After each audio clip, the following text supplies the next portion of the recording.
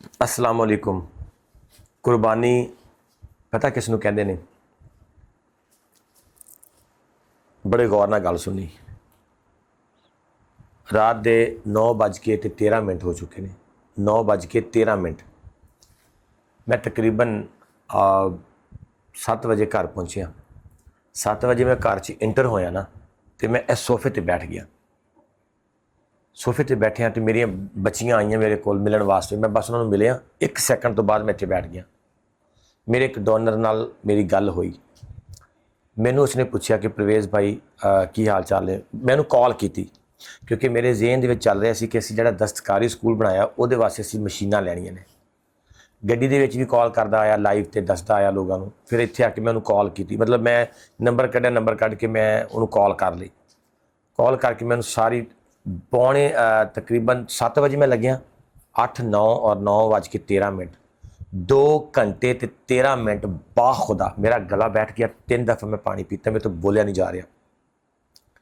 मेरी सब तो छोटी बेटी, और दिखाई जरा, और देख ए पई है सोफे ते। ये मेरे नाल मतलब मैं जो अंदर आया ना, मैनू खेलना चाहती सी मेरे नाल, गलबात करना चाहती सी मेरे नाल कि पापा आए ने। खुदा गवाह है 2 घंटे 13 मिनट गल करदा रहा। उस बच्ची नूं मैं मिल नहीं सकिया और उस बच्ची दे नाल मैं गल नहीं कर सकिया। वो बेचारी सो गई। आखिर हुण मेरी गल खत्म हुई है। और मेरे भाईजान बड़े प्यारे इंसान ने, उन्होंने कहा परवेज़ भाई वो जी मशीन तुहानूं चाहिए मैं तुहानूं गिफ्ट कर दांगा, तुसीं अपने हस्पताल स्कूल च रख दिओ। मैं जो अपनी बच्ची की नहीं वेखिया तो मैंने बड़ा तरस आया कि यार देख, मैं जिन्हां बेटियां वास्ते काम कर रहा, मैनू की मफाद है? मैनू मफाद यह है कि मैं अपनी एक जिंदगी में एक मकसद वास्ते गुजारना चाहना, आने वाली नस्ल नूं दसना चाहना, किसी वास्ते एग्जाम्पल बनना चाहना।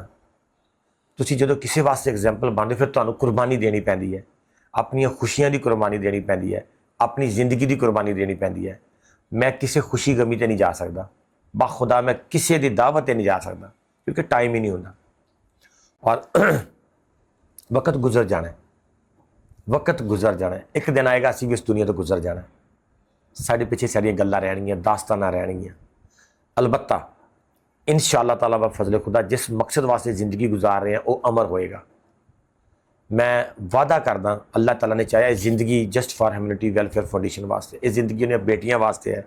ये जिंदगी उन्होंने लोगों के नाम जेडे अफोर्ड नहीं कर सकते, जेडे माड़े घर के ने, जेडे गुरबत की लकीर तो नीचे ने, जेडे 2 टाइम का खाना नहीं खा सकते, जेडे अपने बच्चों को पढ़ा नहीं सकते, जेडे अपनी बच्चियों को हुनर नहीं सिखा सकते।